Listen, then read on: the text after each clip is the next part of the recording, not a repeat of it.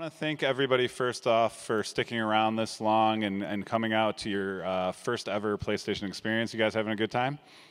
Yeah. Woo! Awesome. So you're in for a real treat. We actually had our character team give a panel like this when we did a art show at Gallery Nucleus in Los Angeles about a month ago or so, I think it was. So it's very interesting. They, you know, true to Naughty Dog fashion, they iterated on that panel even more, and it's really, really fascinating look into what it took to get Nathan Drake onto the PS4. So these are the amazingly talented character artists we have at Naughty Dog, and I'm going to let them introduce themselves, but really quickly at the end during Q&A, for the best question, we're going to give you one of these awesome Uncharted 4 shirts. So think up your questions and pay attention. Also, the Tomorrow's Children panel has asked us, and we love that game. If you guys haven't checked it out, you should check it out. But we have some of their cards, so I'll be giving cards to people at the end of the panel too. So if you haven't got the 2 of spades or clovers, I have those. So there's that. But without further ado, I'm going to let everybody introduce themselves down the line here. Hello. My name is Ryan Trowbridge, and I'm the lead character TD at Naughty Dog. Hi, my name is Yibing Jiang. I'm the shading artist in Naughty Dog, in charge of all the shaders like skin, hair, eyes, fabric, leather. You can keep going. Basically everything on the character. Okay. Okay, my name is Frank Zhen. I'm the lead character artist of Naughty Dog. Hi, my name is Ashley Swadowski, and I'm a character concept artist. And these lights are very bright. Can't see. Hey guys, I'm Colin Thomas, character artist at Naughty Dog. Oh,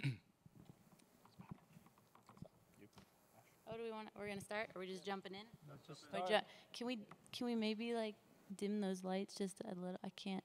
I'm seeing spots. Everybody's face is just a spot. You just need to talk. Oh, okay. Do what? What do I do? To talk louder? Oh, okay. Okay, so I want to start by talking with you guys a little bit about the type of the work that I do, which is with Drake specifically designing his costume. Since he's a legacy character, this wasn't about designing a new person. He's an established person, but we needed a new look for him. So I wanted to talk to you guys about contemporary costume design in Naughty Dog games. If you're not familiar with contemporary costume design, I'll tell you a little bit about it. It's clothing basically that you're wearing right now. It's stuff that is familiar to us. It's clothing that exists in the present. And it's stuff that we're very critical of because we wear it every day and we look at people wearing it every day. So unlike, say, designing a character that's wearing a corset or, swashbuckler boots or things like that, we're a little bit more accepting about whether or not it's, based off of a true design or, if it's historically accurate, because we're not familiar with it really. It exists outside of our time frame, and we just don't know. So in Uncharted and in The Last of Us, we focus on stories that take place in the present. And in the case of The Last of Us, some years in the future, but we still use clothing that's very familiar so we don't distract from the story itself. So Uncharted was no different, Uncharted 4 specifically. I want to ask you guys, when you think of movies like The Bourne Identity or characters like Jason Bourne or Luann from No Country for Old Men or Selena from 28 Days Later, can you guys picture in your head what their costumes look like? No? Probably not. And that's good. That's actually a really good thing, and it's intentional because the costume designer doesn't want you to focus on the clothing. It's not important, and if you are focused on it, it's bad costume design. So, oops, sorry. It worked anyway. So creating costumes for contemporary characters can be very much more complex than designing for a period picture. With a period film, the look can be researched and reproduced, and an audience will often be more accepting when clothing is not familiar to them. So you guys can see there's Jason Bourne. Is he wearing what you thought he was wearing? Does anybody have any ideas? Glenn from The Walking Dead. Guy from Interstellar. I don't remember what McConaughey's character's name was. And so on. All right, so I'm going to start by showing you guys some really early iterations that we did on Drake's costume. They're very simple, but keep in mind that that's what we were going for.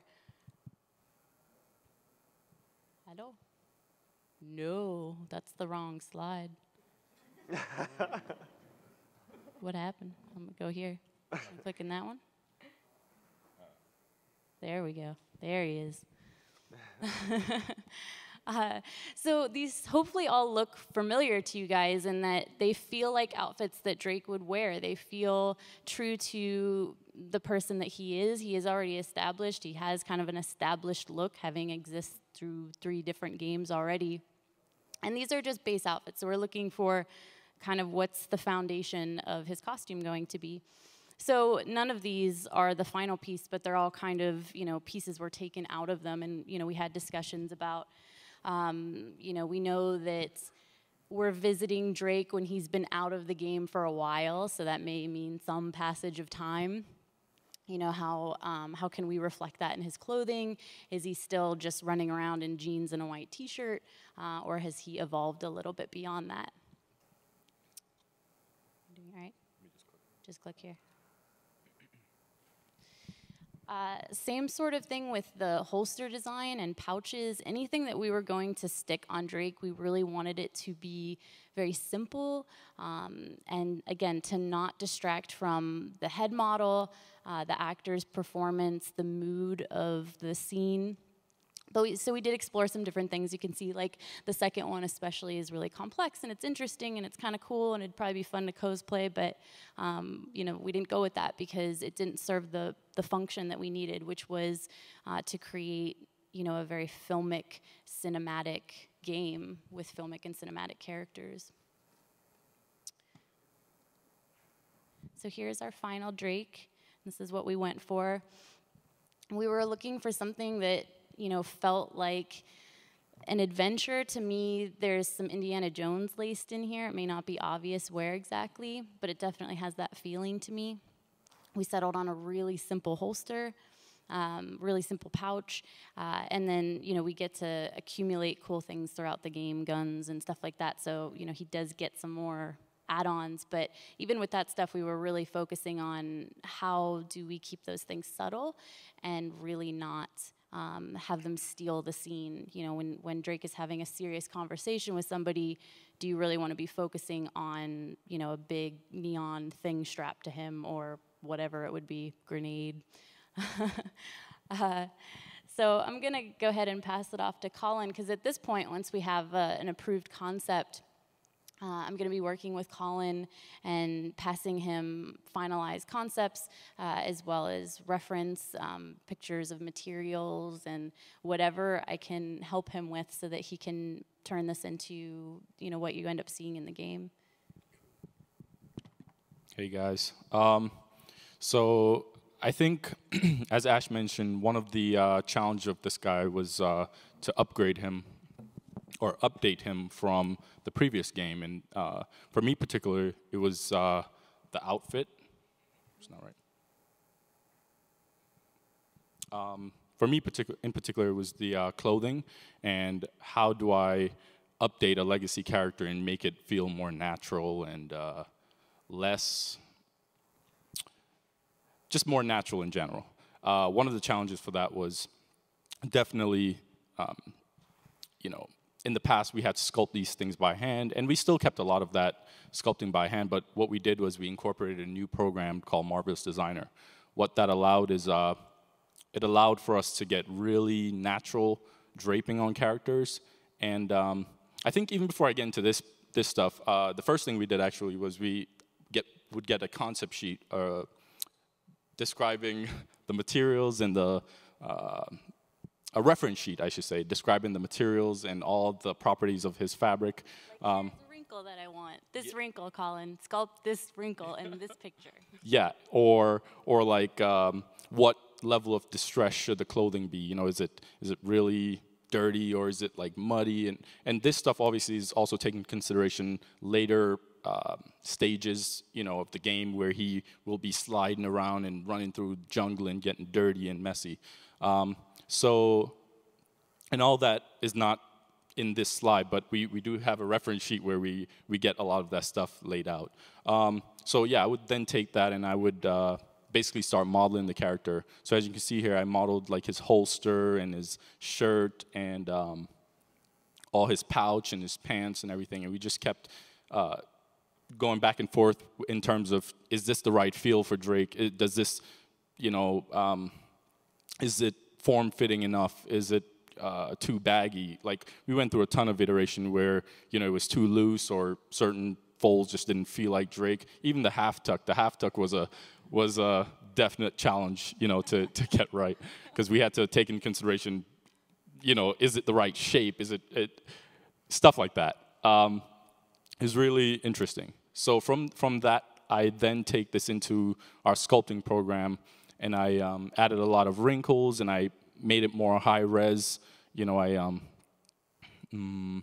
added, you know, all the little details like the on the holster you have like the little holes, and you know, just everything in general to try and get the materials to feel right. So here a thing that we did also was that you don't see a lot of detail in terms of the fabric detail, and that's because we had another process that came on board like as we were developing Uncharted 4 in general. In the past, we would normally put a lot of the fabric detail and stitching in the actual sculpt, high-res sculpt, but instead this time we decided to do it through shaders, which gave us higher res textures, it gave us higher res fabric details and stitches that we couldn't have in the past. So here's more shots of the clothing.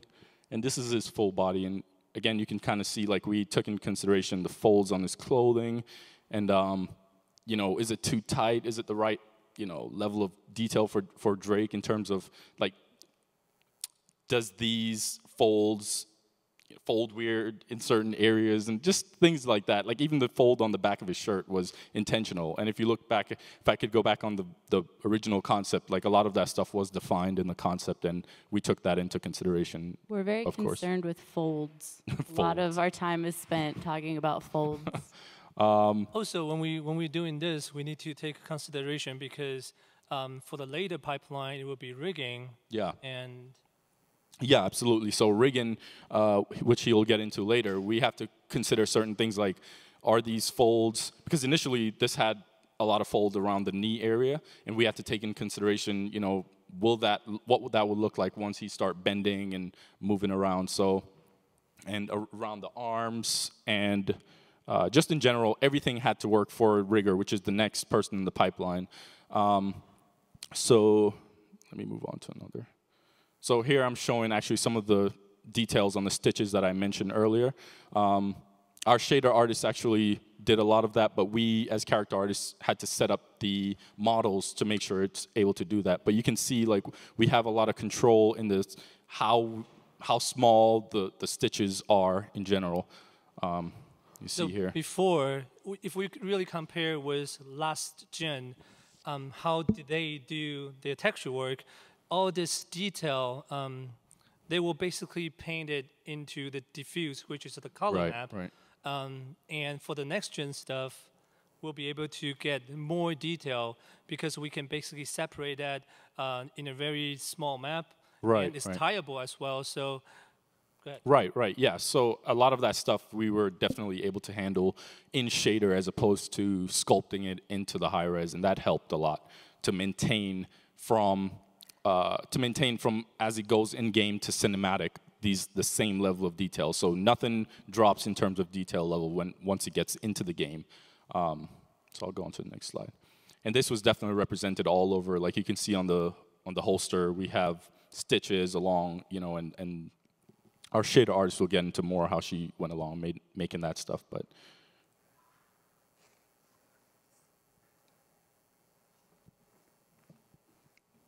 showing some more images of that. This is in Maya, actually. In Yeah. game, it will look better. Yeah, this is actually in Maya, which is our 3D package. But when it goes in the game, should look more like this.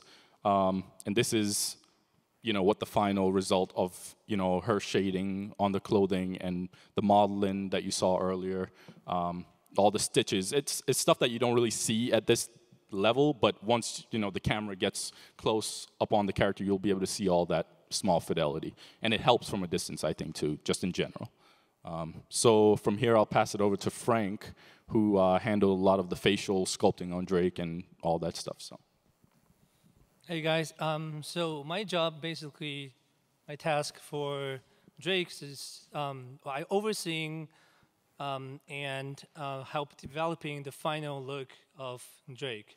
And mainly, Colin is helping and focus on the outfit part of Drake. And at the meantime, I was doing the facial sculpting, the expression, the wrinkles, and the arms as well. And we all work on the hair together. So this is one of our render in our game engine, just a screenshot. But I can't really zoom in right now. But if I zoom in, you guys can see all the detail on his outfit, holster, skin pores on his face as well. So today I'm going to show you guys, first I'm going to show you guys the detail of the arms that we sculpt and the texture on the top and the final in-game shots of the arms. And also we did different poses because sometimes when you bend your wrist or you holding your fist, like your knuckles will pump out, all that kind of detail, we need to put it on a different map. So when Drake's actually punching people or holding a fist, you can show more detail on the top of it. And then I'm going to show you guys how did I upgrade the Uncharted 3 Drake to Uncharted 4. We will have like a side-by-side compare, and you guys can be the judge of it if he really looks like Drake or not. And then we'll show you guys the detail, how do we sculpt from the base mesh of the head to all the skin pores, wrinkles that we have. And I will show you guys as well the wrinkle, actually the expression and wrinkles on the top of the, there will be 2 videos that I'm going to show you guys. And finally, I will show you guys the promotion shots of the E3 Drake that we did a while ago. So let's start it with the detail of the arm. Let me just click. Okay. So we're sculpting all this in a program called ZBrush. ZBrush help us we can basically do all the detail that we want. You can see like all the skin pore, all the vents that we have. This is just a sculpting shot, and without any color on the top of it. So you can see what I mean by when you're holding a fist, the knuckle part will pump out a little bit more, and when you get it flat, you can see all the veins, like this part, like the bone part on the top of it. And when you bend your wrist, you can see like the wrinkle just folded on the top of the skin. Let's go to the next one. So this is one of our just in-game, we just basically imported our arms in-game and put the maps in. For sure, Ebin did a fantastic job on the skin. So this is one of our final result of Drake's arm. And this is another close shot. You can even see like the detail that we put on, like around his fingernail is some crack, there's some damage. We try put all the detail in to show you guys the environment and the mood he's being in. And this is kind of our final render for the Drake arm. And you can see we will be able to even put all the arm hair on the top of it. And for the rigging side, Ryan, who's our lead rigger, will show you guys more interesting stuff on the hair, how the hair moving and stuff. So next, I'm going to show you guys, focus on the head of Uncharted 4 Drake. So this is just one of the render, but this you can kind of see what kind of detail can we get, and the anatomy improvement on the top of it. And okay, you can also see all the details on the hair, the eyebrows, and the stubble, the beard that we can be able to put in. Here is just a comparison with Uncharted 3 to Uncharted 4 Drake. This is just flat lighting. There's really no lighting in Maya. So you can see with no lighting, they both have no lighting. You can see the differences between these two. Obviously, I hope you guys will think Uncharted 4 Drake look more natural, look more realistic. But I'm going to talk about how did I, and here's some screenshot of just the sculpting part comparison. So you can see before Uncharted 3, we have some really sharp angle, like on the nose part, on the brow bone and all that stuff. And in order to make a more realistic Drake, we need to basically smooth it out. But at the same time, we need to consider that when we upgrade Drake, he still needs to feel like Drake. He is already established character. He has his own feeling. He has his own acting. You know, he has his own voice. You guys know him maybe better than us, since you guys are all fans. So at the same time, if we want to upgrade him, we need to basically take all this into consideration, and we cannot get too far away from the original model. And this is the challenging part, because I know this from a lot of other games. A lot of people, a lot of big studios are doing scans for their main characters. But it's not like we can do scans for Drake, because he's not a real person. We cannot actually just go out and grab someone and say, oh, you look like Nathan Drake, can we scan you and just make it him like our main character? We cannot do that. So what we do instead is, and we also want to keep our artistic feeling on how to sculpt models. We always want to that artists do their best instead of like just scanning stuff. So that's the other reason that we kind of just don't really want to use scan. Even if we use it, it's just for references, because when you really study like a scan head, you can actually see a lot of anatomy on the top of it. So that's basically what we did. And there's more comparison shots. You can see from different angle, although he's an improved version, but at the same time, he still need to feel like he's Nathan Drake. So we try to keep his feature and everything the same, or not too far away from the old model. And that's actually the most challenging part for me. And more screenshots. Here is how I kind of show you guys. We started from the really base mesh. So this is all pretty low res. You can see like all the square stuff on his face. So this all low res. And after this, we started putting like the secondary shape. We call it secondary shape basically your anatomy on your muscle part on your head to make it more real. So,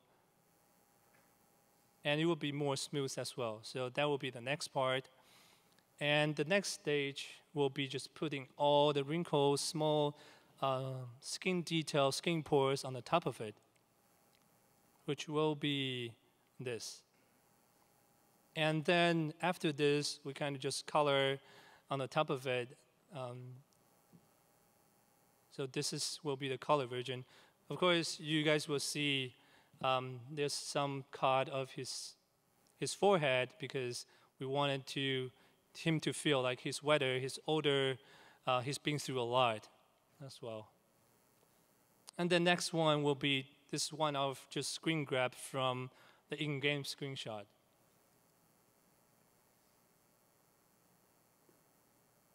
That's the final, kind of final fidelity, the look, the detail that we'll be able to put it on Drake. But this is a black and white one, and I'm going to show some color as well. But I just want to remind you guys, this is what we call a stage lighting room for the characters. Basically, this is basically like a perfect lighting for us to show off our model. But you guys might notice in game, there will be different lighting situations, so you probably won't be able to see all the detail that he has under those situations. So here's the color shot and at different angle, so you can see all the detail that we'll be able to put on the top of it. And different lighting test.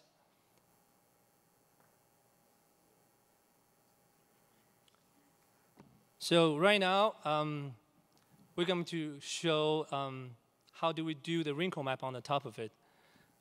So we'll show some expressions, and can we play the video, please? Okay, so you guys can see it's making some expressions, but at the same time, you guys can see how do we do, like for example, like the brown, like nose wrinkler that's kind of angry face that we called. You'll be able to we need to put all the wrinkles in between to make it feel more natural. And when you smile, you will have really a lot of wrinkles on the top of it. You guys seem really enjoying the expression. Anyway, this is kind of showing off how do we, like what kind of detail in the wrinkles that we put it on the top of a model. So when the Drake make the same situation, like same expression, you guys will see all the wrinkles on the top. Now, can we play the next video? So this is actually just in-game. So you guys will be able to see all the detail, sculpting detail, the wrinkles will be transferred into the game that we have.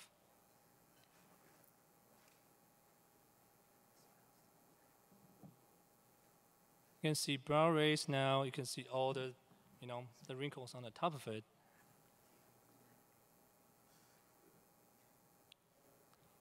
Okay, can we go back to the PowerPoint? Thank you. So the last one, I'm going to show you guys the promotion shots of the E3 trailer Drake that we especially made for the jungle Drake that we call.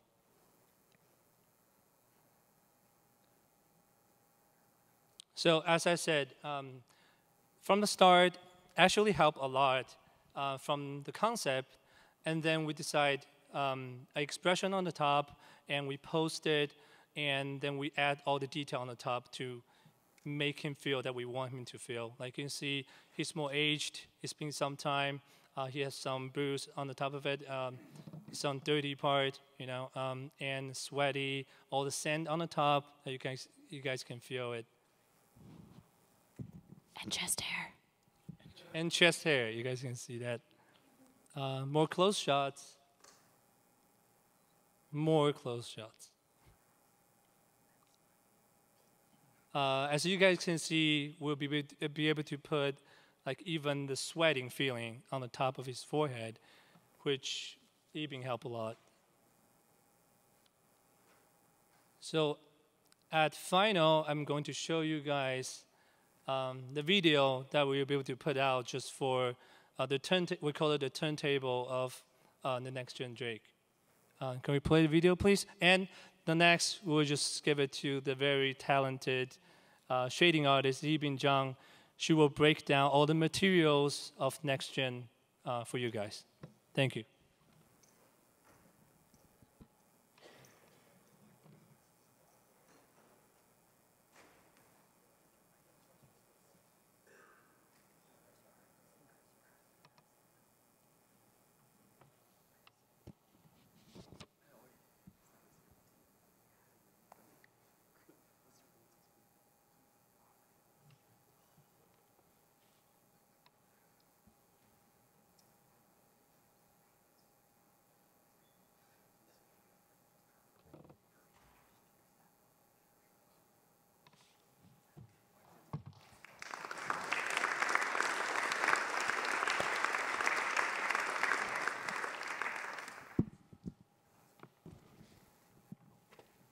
Hello, everyone.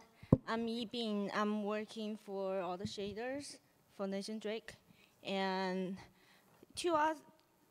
before I started to tell you guys what shading is, actually, I'm trying to ask you guys a question. Have any of you guys heard of the word texture? Raise your hand. Well, a lot of smart people. So any of you guys heard the word shading? Raise your hand. Seriously? Really? Okay, anyone can tell me what shading is? Okay. She'll tell you. Okay, that guy.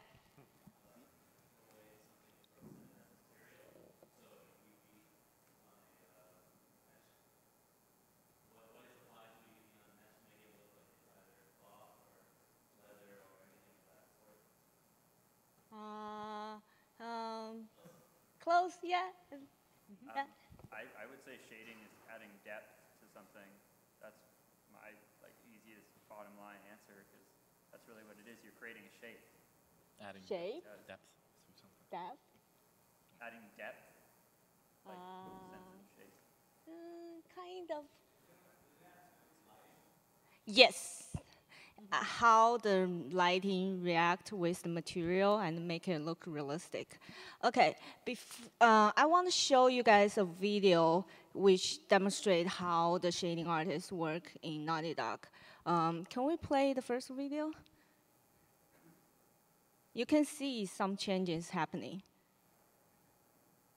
We add a lot of stuff to make it look worse. Yeah, we're perfect before.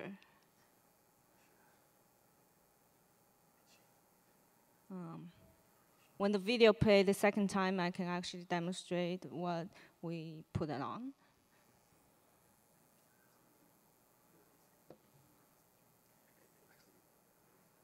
That's perfect, yeah.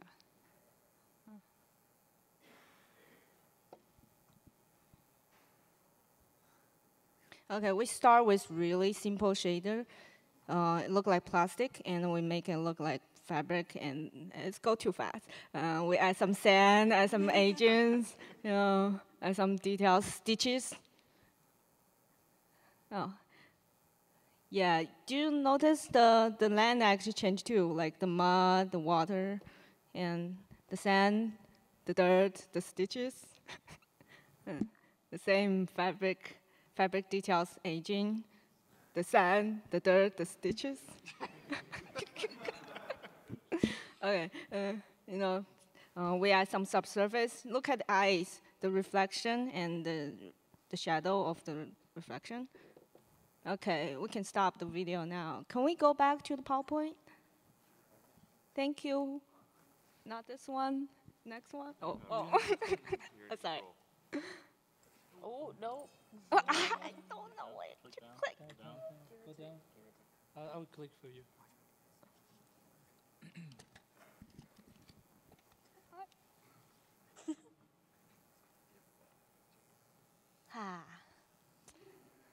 In order to get movie quality, we need physical-based shader. So now I can answer the question what shading is. Oh, I did answer before, I forgot. Oh, okay. I can answer the question like what's the difference between shading and texturing? And why last gen game didn't look like movie. You can see on the screen there are two pictures on each side. They're both taken in the same area, but the camera is facing the different angles. One is facing the sun, another one is not facing the sun. You can see the difference between the picture on the left and the picture on the right. Basically, your eyes is telling you what is look real, what is not when you rotate. For example, I'm facing the sun, his face look different. When I'm not facing the sun, if he's here, well, basically your brain can tell what is real, what is not, but the color of those images changes when the sun changes and when the time of day changes or when the camera angle changes. So So, but for next gen, for the last gen, the texture artists just paint those colors, what they saw on the textures, without consider what's the differences of like facing the sun or the camera angle or all those things. And this gen, because PlayStation 4 is more powerful, oh well, powerful. So we can actually add those calculation, which is really, really smart stuff. Yeah. You know, there's a bunch of rules about shaders.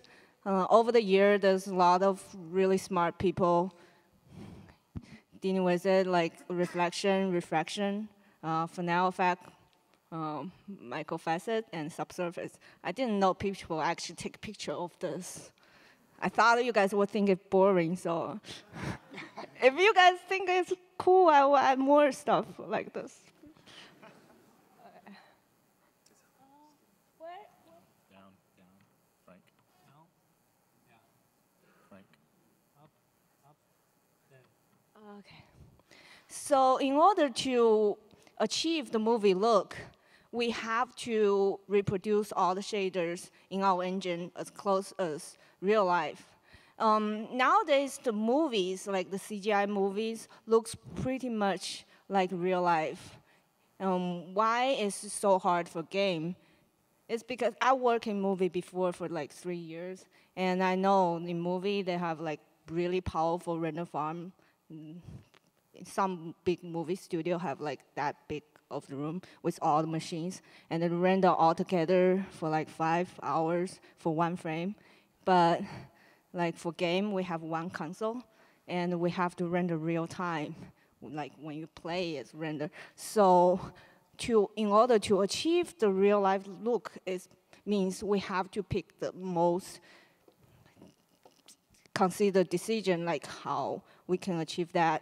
It's totally different from movies. And the second point we have to consider is, you know those stuff I just showed, the graph I showed, is really, really difficult for for all the artists to understand. We can teach them the basic idea of materials, but we cannot teach them all those like technical papers, you know, get a degree of math in order to doing shading. So that's why we have a secret weapon called shader package. Basically, we put all those like researchers, smart people's ideas, all the ideas like the Naughty Dog people, like Colin gave me the idea of stitches, and we put all together in a black box, and the output will be just the layers people understand. Like we can turn on mud, and then we can turn on fabric. We can turn on sand, as you guys just see. It's so easy, you just turn it on and adjust the agent, and boom, the final result, really cool. And this is some example of the shader package we have. You can see the differences between those fabric. The first one looks really silky, and second one is like a t-shirt. Third one is like cargo pants. And we put all those in the shading, in the fabric shaders, and the artist can just eyeball it, adjust it, and the result will look really realistic, I hope. And this is the skin shader. You can see the first one, like the skin pools. I know Frank has some details on the pores and stubbles and the wrinkles on the model, but beyond that, we have micro details which make you feel like skin. And the second one was when he was getting sweaty, how they look like. And third one was when you zoom out, you can see. Frank already showed it before. Oh, can we play the second video? Thank you. And this is how the artist can turn on different layers of materials. Some dirt and some dead leaves and bunch of wetness, and water,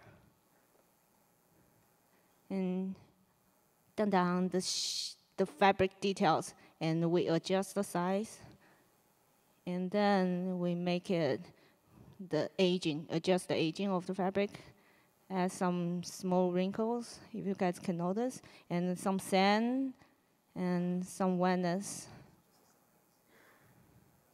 Oh, stitches, yeah. The letters, we adjust the size of the letter detail, and add some wear and tear, and adjust the specular, and turn on the stitches. Turn on the stitches. Okay, yeah. Now we adjust the color of the eyes. We adjust the pupils, and we turn on the occlusion, the shadow of the lashes, and the reflection, and the eye look realistic now. Okay, that's me. And the next will be the lead character TD. We'll tell you guys how we make Drake move. Hello. So you can go ahead and play the first video. So as a rigger, I mainly focus on working with other artists and trying to figure out how to make Drake move and make all the aspects of Drake move. So me and my team put joints inside of the models that will actually let Drake's arms move, his fingers move, his whole body move. And one of the other things that we do is we look for every aspect that we can try to make Drake feel like he's part of his environment and all the things that move. One of the next gen things that we wanted to try to look at is how could we make his shirt feel like it was actually alive and part of the environment. So here you can see that the wind is blowing on Drake's shirt. This wind is actually the same wind that's affecting the trees and Drake. So when the trees have less wind, Drake will have less wind, and when they have more, so will he. Next video. So I wanted to show you that Drake also has wind on his chest hair and on his collar, and you can actually see how the wind affects him there too. We went to that much detail. Take that, NeoGAF. Next video. We all know chest hair, needs to blow in the wind. That's next gen stuff right there. Here is the hair of Drake also blowing in the wind. Each individual piece of hair actually has its own wind. You can play that video again. And the wind that affects the trees, again, will affect his hair. You can replay the video just one more time. No. So it's a subtle thing, intentionally, kind of like as Ashley talked about. We want every little thing that we add to be subtle, but to add life to the character, but not go so far as that it will make the character stick out and feel unnatural. One of the interesting part in this is actually the intensity of the wind also affect on Drake's hair. So when the when more get windier, and the Drake's hair will move more accordingly. So it's really cool tech that we have now. Yeah. All right, next video. So in this scene, Drake is getting thrown into the waterfall, and this enemy slams him up against the water, and this shows how the water actually affects Drake's hair. Not only when the hair leans over, the weight of his hair is actually leaning left to right by the gravity of his head leaning left to right. So you can actually see it's very subtle, but his hair is actually affected by even the position of his body and how his head's tilting left to right, and the shader on the hair also changes. So it looks like his hair's hanging down, so it's less poofy and more close to his head. Also get wet. Yeah, got wet. I think Drake says something about that. Something about Kitty got wet or something. Yeah. All right, next video. So in this part, I wanted to show off how the water actually affects his pants as well. It actually affects everything on him. So when he gets in and out of the water, it actually will affect the shader and make it more shiny and all the fancy stuff that Yibbing does to make it look awesome. Every aspect of these, often we're working back and forth with many other people, many other departments. So like the first with the wind, we have an artist that works also on shaders, like Yibbing, that his name's Andrew, and it works on moving the mesh, which allows us to do the wind. In this case, I think actually Yibbing worked on this, the shader. So next video. I also wanted to point out, even though this isn't Drake himself, but Drake is affected by the environment around him. So when he is, oh, no, sorry, this is a different thing. This is where when the water actually hits him, if he goes under the waterfall, it's really subtle, but the water seeps into his shirt, and very, very slowly. It's a pretty cool effect. It's very subtle, but if you pay really close attention, and you fly the camera up close, which you can't really do in game, but you can actually see as the water seeps into the shirt, which is really, really cool. This actually happens in the demo that you guys saw, if you saw it, which I hope you did. Okay, the next video. So this I was going to point out, as Drake walks around, he is affected by the plants, or he affects the plants, I mean. And this is actually a lot of the same tech that we used on the plants is the tech that we used on his shirt. And that was, the plants actually inspired Drake. So when we saw how the plants were moving, that was actually what got me going over to the artist and talking to him, being like, how could we actually do some of this stuff to affect Drake's shirt and try to make him be moving in the wind and things like that, like the plants. Okay, next video. In this video, I wanted to show you how this is Drake, Uncharted 3 on the right, and Drake from Uncharted 4 on the left. And I wanted to show you how much we've improved on the expressions, show you side by side the fidelity and detail that's gone onto this. We've gone to great lengths to try to make it feel like his skin is more organic, more of him moves, and you can see how there's a lot more detail in the lips. You can see how even his cheeks are moving, and even moving his jaw left to right. You can see just how organic it feels compared to our last version. Next video. So this is a crazy amount of expressions that Drake can do. Uncharted 3, we had 120 possible face poses. In Uncharted 4, we have 850 possible face poses. It's impossible to show you every single one, well, except it's not, because I'm doing it now really fast. These don't always move the teeth, so some of them look funny. But these are all can be combined in various ways, and I'm going to show you that next. So basically, it has 8 times the detail of face poses I did from the last game, which is quite a bit. Next video.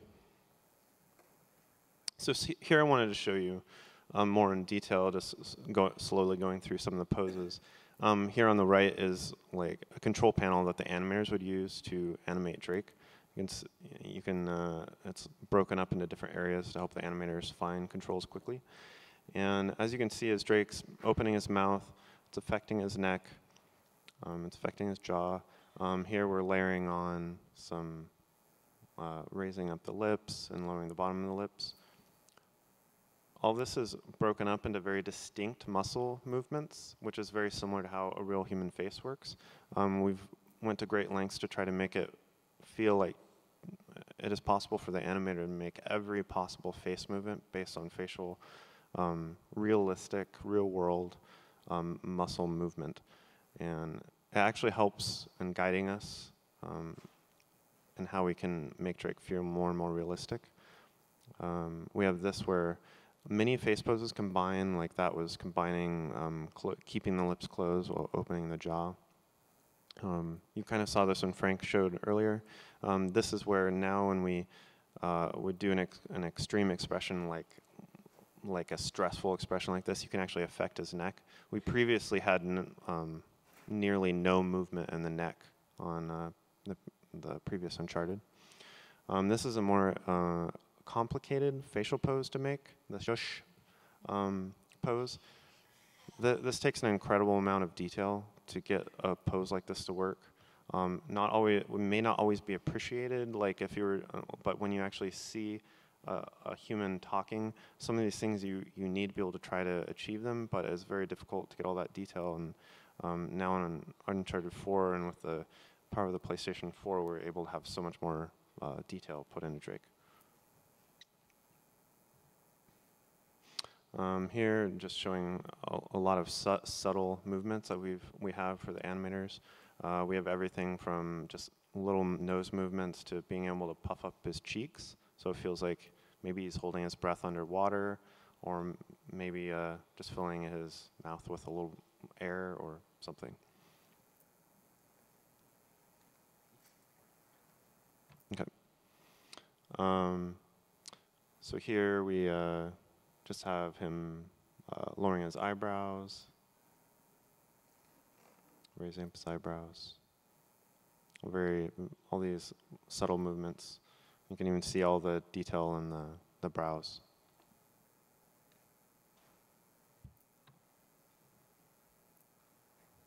So the wrinkle map that I sculpt will go on the top of this mesh, basically. So to make it feel more alive, feel more natural when he is doing the expression.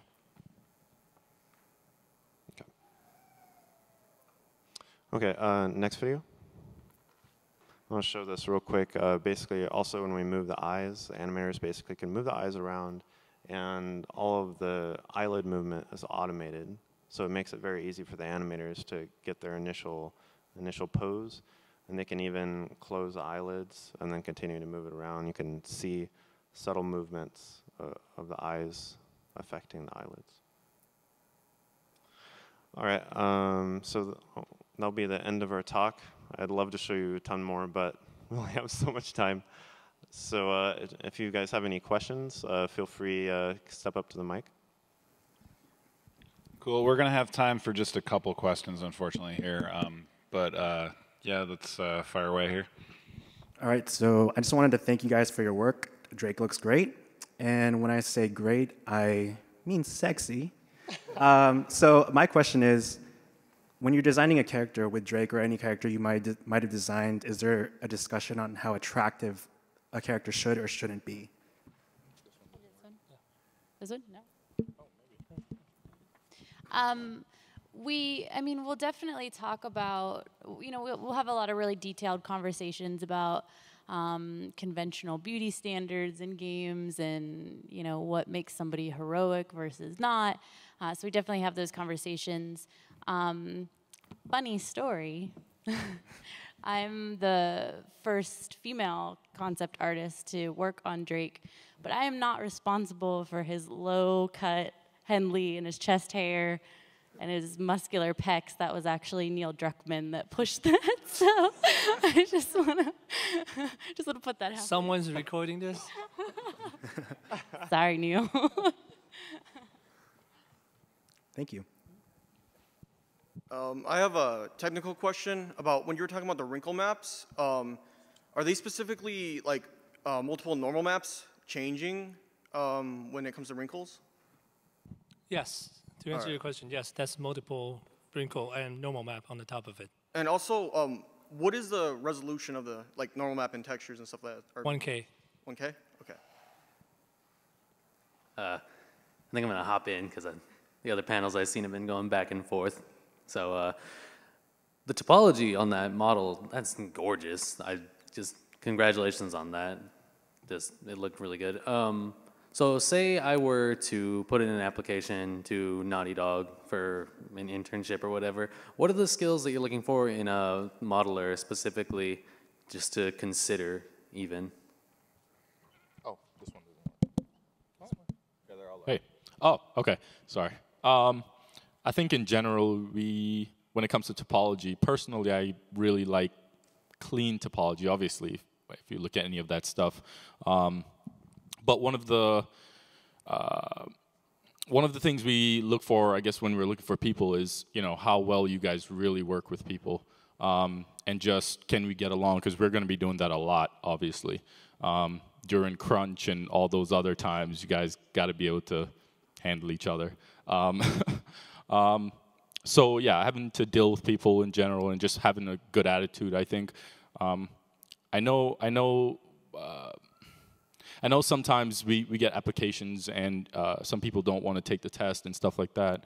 And the test is, not only does it help see your ability, but it also helps sees if you're even willing to take the test, because a lot of people don't, and that already tells a lot about their character and stuff like that. So yeah.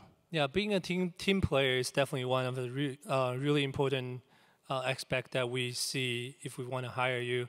The other one is I think this is depending on the company that you apply. For example, if you want to apply to Blizzard, then Blizzard have some special style, their own style. So same thing would be to Naughty Dog. Naughty Dog, our style is more realistic. We pay a lot of attention to. That is my son, by the way. Hey, Lucas. We pay a lot of attention to how you're sculpting, texturing the facial stuff, because that's what we really focus on. So if you really want to apply Naughty Dog, you need to have a really good anatomy base of your sculpting, and your detail on the top have to be top-notch as well. Okay, thank you. No problem. This is a question for anybody. You talked about realism, but and this is just my interpretation, but you guys have always avoided the uncanny valley because you have a slight sense of stylism. And I was wondering, even though you're getting more realistic, how important, or if important at all, is that kind of dash of stylism to keep things particular? I know exactly what you mean. I think it's always been a challenge to stay away from the uncanny valley in general. That's especially noticeable on faces, and it's harder, I think, to make that not look creepy in any way. But I think being able to sculpt it, to a high realism in terms of all the poor details and all that stuff, having good anatomy and stylizing the anatomy just slightly, not that it's absolute photoreal, but just that it looked natural. Obviously, those feedback can come from everyone as well, and maybe Frank can talk more about how he stylized the face, or sorry, how he adds those just small elements of stylization to the face to not make it look, creepy or staying out of the uncanny valley. So that's what I mentioned, that we don't really use scan data, because when you use scan data by yourself, you just basically fall into that. So what we ask for all of artists to do is we want artists to put in that artistic feeling of their own into our model. And that helps us a lot to give it a more stylized feeling into the realism that we're going to achieve. Cool. We have time for one more question on the left side. Andrew and everybody else in line, you can just come up towards the end and we'll field them.